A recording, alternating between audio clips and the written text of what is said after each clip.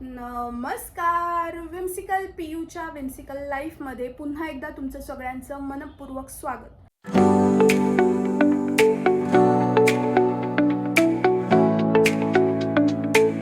आज बऱ्याच दिवसांनी मी माझा व्हिडिओ अपलोड करते, कारणही तसंच आहे.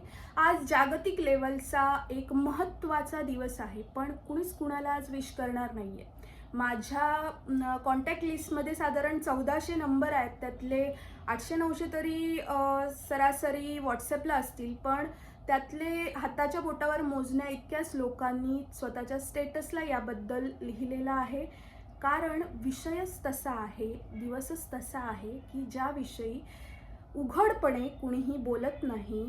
सगळे याविषयी बोलायला घाबरतात, जसं की बोललं की आपल्याला होऊ शकतं असं त्यांना वाटत असेल कदाचित, किंवा सगळ्यांच्या मनात ही भीती असेल की याविषयी आपण बोललो तर लोक काय म्हणतील.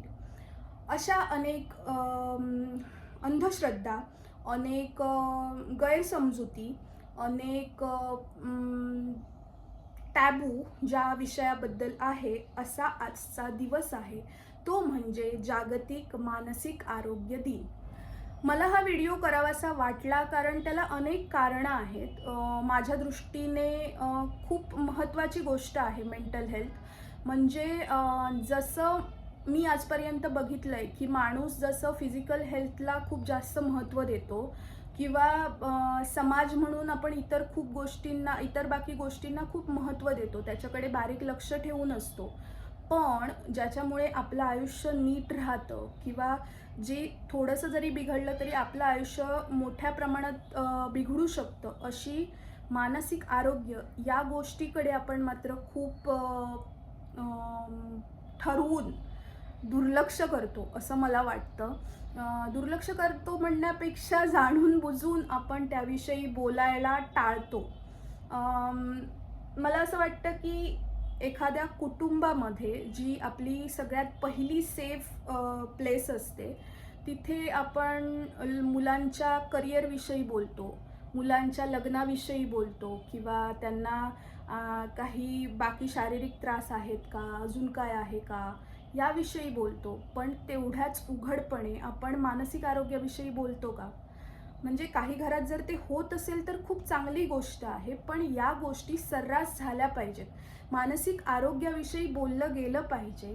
आणि जेव्हा एखादी व्यक्ती मानसिक आरोग्याने ग्रस्त असेल आणि ती जर एखाद्याच्या समोर बोलत असेल, तर तिला ती सेफ प्लेस मिळाली पाहिजे असं मला वाटतं. कारण खूप वेळा माणसं बोलायला घाबरतात, कारण त्यांना ही भीती असते की समोरचा माणूस आपल्याला जज करेल की काय. जज करेल म्हणजे आपणच बघा, जेव्हा कुणी आपल्याला सांगतं की मला अमुक अमुक त्रास वाटतोय, किंवा एखादा सांगत असेल मला काही कारणाने बरेच दिवस डिप्रेस फील होतं, एकटेपणाची जाणीव होते, किंवा कोणी सांगत असेल काही सुसाईडचे थॉट्स येत आहेत, तर आपण त्याला अनेक प्रकारचे सल्ले देतो की काही नाही गं, हे थोड्या दिवसापुरतं वाटतं, किंवा हे असं अनेक जणांना वाटतं, आपल्यापेक्षा इतरांना कितीतरी प्रॉब्लेम्स असतात, तुझ्या आयुष्यात किती काहीच प्रॉब्लेम नाही आहेत, तुझं कसं सगळं छान आहे तरी पण तुला काय गरज आहे असं वाटून घ्यायची.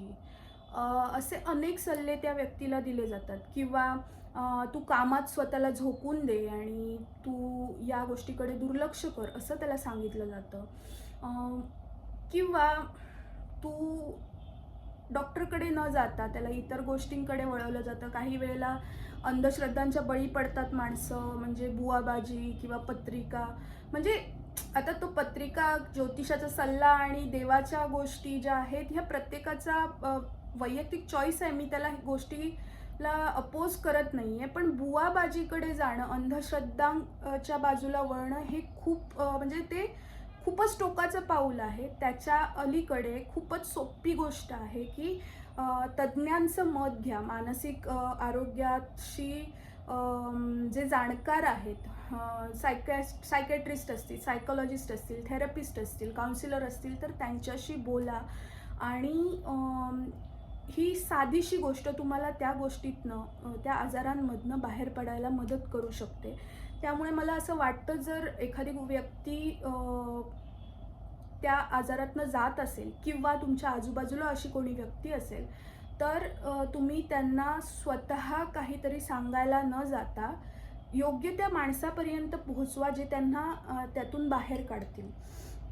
अजून एक मला यात ॲड करायला आवडेल, की बरेच वेळेला या व्यक्तींना सिम्पथी गेन करतायत असं समजलं जातं. असं मानलं जातं, की जेव्हा एखादी व्यक्ती उघडपणे बोलते एखाद्या आजाराबद्दल, म्हणजे मी एक उदाहरण देईन, की दीपिका पदुकोणने जेव्हा तिच्या आजाराबद्दल सांगितलं होतं, तिला जे क्लिनिकल डिप्रेशन झालं होतं त्याबद्दल, तर त्यानंतर खूप ट्रोल पण झाली होती ती, की ही खूप त्याचा बाऊ करते वगैरे. पण आपण नाही तिची सिच्युएशन सांगू शकत, की ती कितीही सक्सेसफुल असेल, कितीही तिच्या आयुष्यात चांगलं चाललेलं असेल, तरी ती या गोष्टीतून जाऊ शकते आणि तिचा त्रास हा आपल्या सामान्य माणसाचा, सामान्य म्हणण्यापेक्षा जो निरोगी आहे त्या माणसाला नाही कळू शकत. सो या गोष्टीकडे तुम्ही त्या नजरेनं पाहू नका. खूप म्हणजे संवेदनशीलरित्या या गोष्टींकडे बघितलं गेलं पाहिजे असं मला वाटतं. प्रत्येक माणूस ना त्याच्या आयुष्याच्या कोणत्या ना कोणत्या टप्प्यात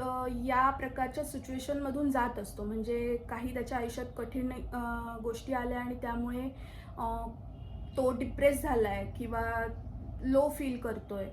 पण प्रत्येक माणसाची त्यातून बाहेर पडण्याची क्षमता आहे ती वेगवेगळी आहे. म्हणजे कोणाला एखादा खूप स्ट्रॉंग असू शकतो कोणीतरी आणि तो सहज त्यातून बाहेर पडला स्वतःच्या हिमतीवर. आणि एखादी व्यक्ती अशी असेल की त्याला इतराची मदत लागते, तो स्वतःहून त्यातनं नाही बाहेर पडू शकत आहे. भलेही त्याला त्याचा प्रॉब्लेम त्या व्यक्तीपेक्षा खूप कमी असू शकतो, पण तरी त्याला एक प्रोफेशनल हेल्प लागते.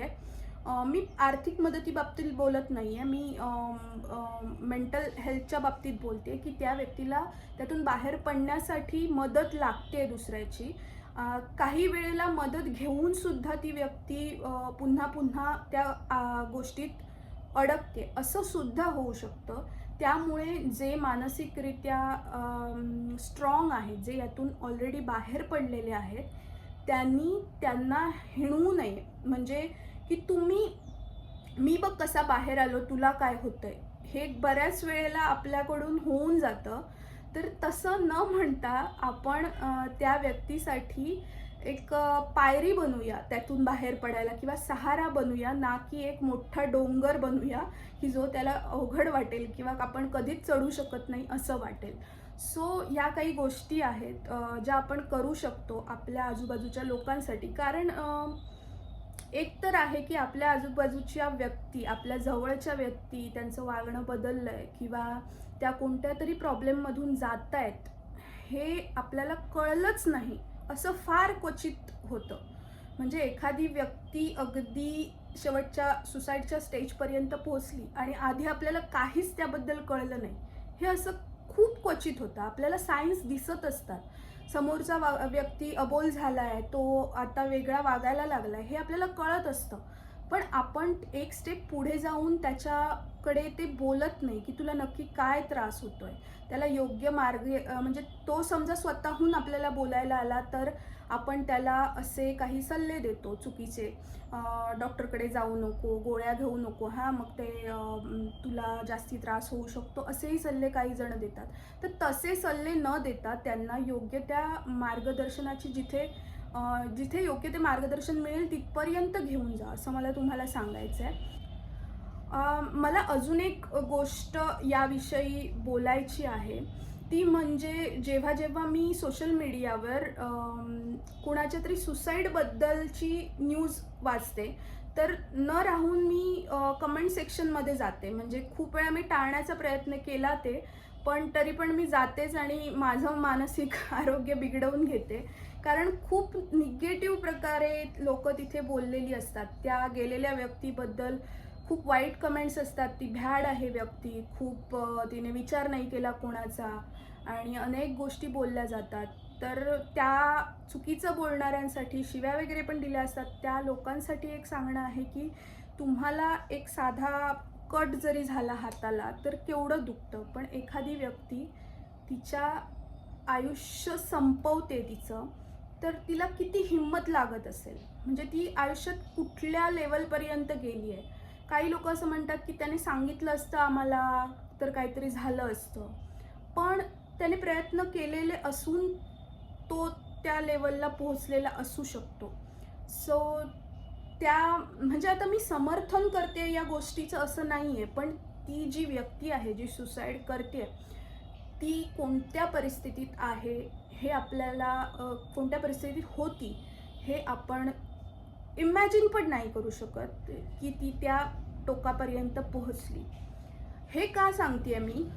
कारण ज्या व्यक्ती सुसायडल आहेत, म्हणजे ज्यांच्या डोक्यामध्ये सुसाईडचे विचार येत आहेत, ते जर तुम्हाला बोलून दाखवायचे असतील तर ही लोक बोलूच शकत नाहीत, कारण त्यांनी कुठे ना कुठे ह्या कमेंट्स वाचलेल्या असतील, कुठे ना कुठे ते हे सगळं चित्र त्यांच्या डोळ्यासमोर असेल की मी जर बोललो तर मला लोक असं बोलतील, भ्याड बोलतील किंवा हरलेला बोलतील किंवा कोणीतरी मला म्हणेल की मी वेडा आहे किंवा या सगळ्या गोष्टी. थोडक्यात काय, आपण त्या व्यक्तीला कम्फर्टेबलच नाही करू शकत आहे या सगळ्या गोष्टींमुळे. त्यामुळे जेव्हा कधी तुम्ही भविष्यात अशा व्यक्तींबद्दल बोलाल किंवा ऐकाल तर थोडंसं संवेदनशील होऊन त्याकडे पहा. कमेंट करायची असेल तर करा, पण ते तेवढी संवेदनशीलता तुमच्याकडे ठेवा. आणि अजून दुसरी गोष्ट म्हणजे जेव्हा आपण एखाद्या व्यक्ती सुसाईड करतो, एक प्रयत्न केला, त्यातून वाचला, हे जेव्हा ऐकतो आपल्या जवळपास, तर आपण पहिल्यांदा मग त्याचं प्रेम प्रकरण असू शकतं किंवा तो कुठल्या तरी कर्जबाजारी वगैरे झालाय का, तर या गोष्टींकडे आपण फोकस करतो. तर मला हे सांगायचं आहे की ते त्या वेळेचं कारण आहे. जर ते कारण नसतं तर दुसरं कोणतं तरी असतं. मूळ आहे ते त्याचं मानसिक आरोग्य आहे. त्याचं मानसिक आरोग्य बिघडल्यामुळे तो या स्टेजला गेलाय. सो या गोष्टीकडे त्या नजरेनं पहा, ना की एक चघळायला विषय मिळालाय, गॉसिप करायला विषय मिळालाय म्हणून बघा.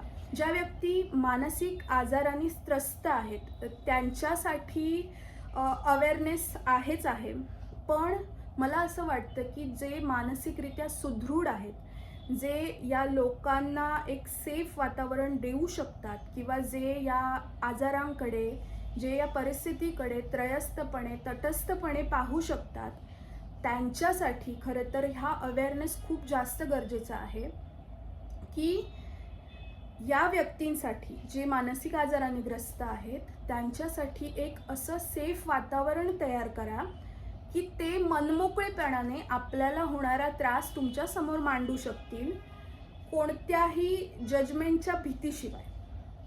एकदम निर्धास्तपणे ते बोलू शकतील. मला असं वाटतं की त्याने आपले बरेचसे प्रॉब्लेम सुटतील. म्हणजे कित्येक लोकांना हेल्प मिळू शकते या गोष्टीतून.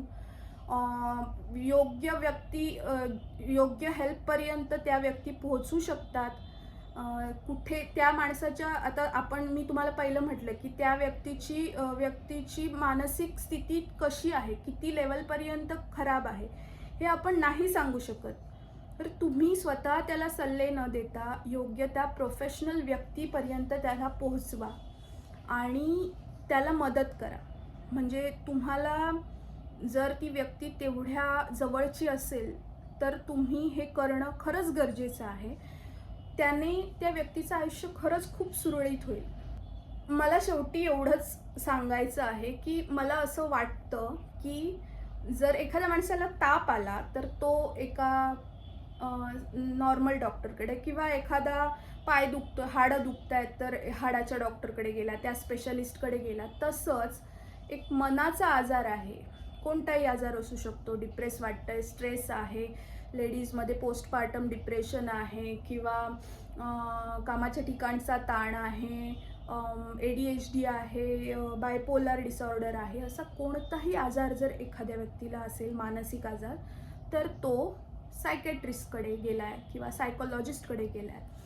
हे एवढं सिम्पल असलं पाहिजे. त्यात कोणताही टॅबू असता कामा नये, कोणतीही भीती असता कामा नये. त्या व्यक्तीमध्येही, त्याच्या घरच्यांमध्येही, त्याच्या आजूबाजूच्या समाजामध्येही एवढं साधं सिम्पल सगळं असावं असं मला वाटतं. आणि हा जागतिक मानसिक आरोग्य दिनाविषयी मला तुम्हाला एवढं सांगायचं आहे. खरं तर मला हे सांगण्याचा अधिकार नाही आहे, कारण मी सायकॅट्रिस्ट नाही आहे, सायकॉलॉजिस्ट नाही आहे, थेरपिस्ट नाही आहे. पण एका अधिकाराने मी तुम्हाला सांगते, कारण गेल्या काही वर्षात मी या मानसिक आजारांनी ग्रस्त आहे आणि मी प्रोफेशनल हेल्प घेतली आहे आणि मी यातनं हळूहळू बाहेर पडते आणि माझं आयुष्य सुरळीत होतं आहे. त्यामुळे या नात्याने मी तुम्हाला हे सगळं सांगू इच्छिते. जर तुमच्या आजूबाजूच्या व्यक्ती कोणत्याही मानसिक आजाराने त्रस्त असतील किंवा तुम्ही जर एखाद्या मानसिक आजाराने त्रस्त असाल, तर तुम्ही एकटे नाही आहात. मी तुमच्यासोबत आहे आणि अशी अनेक माणसं तुमच्यासोबत आहेत आणि जे स्ट्रॉंग आहेत, जे हेल्दी आहेत मानसिकदृष्ट्या, ते सुद्धा तुमच्या सोबत आहेत तुम्हाला समजून घ्यायला. सो तुम्ही बोला, खूप उघडपणे याविषयी बोला आणि इतरांना सांगेन शेवटी की तुम्ही ते बोलतायत ते ऐकून घ्या, समजून घ्या. सल्ला स्वतः न देता त्यांना योग्य व्यक्तीपर्यंत घेऊन जा. सर्वांना जागतिक मानसिक आरोग्य दिनाच्या खूप खूप शुभेच्छा.